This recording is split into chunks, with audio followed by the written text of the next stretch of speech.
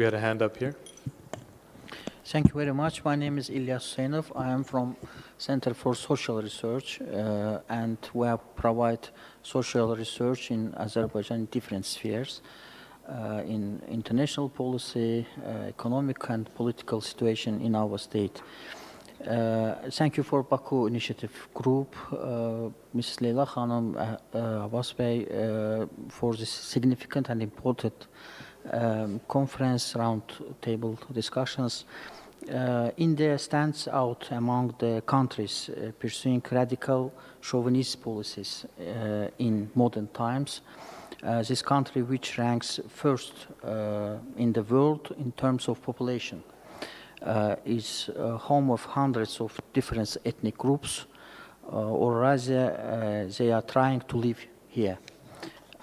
What is the most dangerous is that India is now pursuing this repressive policy, not only within its own borders, but also abroad.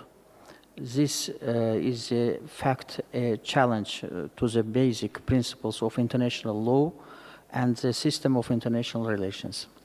Consistent report from international organizations also shows that India's current policy is not consistent with the principles of democracy, the rule of law, or the protection of minorities. We know the movement Khalistan have many branches in UK, Canada, US, and other states, and we support you in this case, in this issue. This is no longer just a problem for Sikhs. The ideological radicalization of India is also becoming a risk factor for geopolitical and global security also. And the ideological and the radical fragmentation policy of Hindus now government under the Narendra Modi is a very big problem for the East policy and in global sphere. My question about the discrimination and repression, and my colleague Madam Kunina say about international mechanisms. My question about the legal mechanisms and the future of Khalistan movement. And in this case, what legal mechanisms can be implemented to end discrimination and oppression against Sikhs? Thank you for that question and that comment. Very appreciated. I'm going to turn to Prabjot Singh to answer the question, and maybe Ranveer Singh to follow up. What international mechanisms are available to push the idea of Khalistan, but along with fighting the repression that Sikhs are facing within India? So I can add my perspective to that question, and I think it's going to be a little bit of a mix of the previous question combined.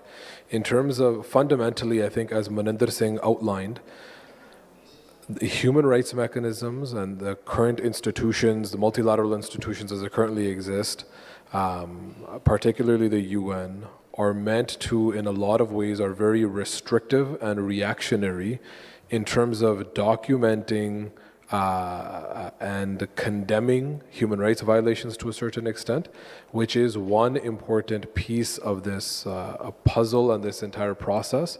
But holistically and fundamentally, when we talk about Khalistan, we talk about the right to self-determination of any peoples, it is fundamentally a political issue.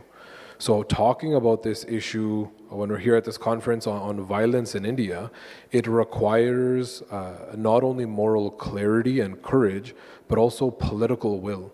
So I think in terms of legal mechanisms, what we've seen within India, in terms of its domestic judiciary, is that there are no avenues, there are no processes to actually meaningfully ensure accountability and transparency and actually stopping or addressing human rights violations.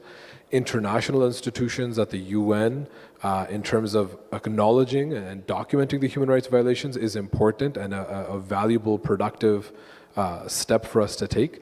But fundamentally, when the root cause is political self-determination and the independence of Khalistan and the restructuring of the South Asian subcontinent, it fundamentally requires moral clarity and political courage of the international community as a whole. Just to add to that, just from a slightly different perspective, the question about India as a nation, in addition to the political will of the Sikh people, which rests upon centuries of Sikh mobilization, Sikh sovereign mobilization, there's also this question of what is India today. Post-1947, it's a new political reality, never existed before. But prior to the British arriving in the subcontinent, what we had in what we now know as India was individual sovereign principalities, empires. So the main point of contention since 1947 that the Sikhs have had is this imposition of one homogeneous identity, because it's suffocating. There's no such thing in reality as Indian language or Indian food or Indian customs. What we have is regional customs, languages, religions, traditions. So that point, so that is a major point of contention. And this is something that actually Sikh thinkers, academics, scholars highlighted decades before the creation of the Indian state. One particular name which I'll mention is Professor Puran Singh. And I've got a quote which I'll share. He makes this clear 100 years ago. So when they were talking about creating the Indian state as it exists today, he says there are Hindus, Sikhs, Muslims, Christians, Parsis and Jains in India, but very few Indians. And strange as it may sound, it is quite true that those who have removed those labels are empty bottles without having any character of wine, of acid, of poison. They are of no account, because for centuries in India, the formation of character has been associated not with the practice of broad patriotism, but with certain racial prejudices and social superstitions. So he's writing in the 1920s. And when you look at what the Sikhs have been standing up against since 1947, it's exactly that. It's this imposition that you are Indian first and then Sikh or whatever second.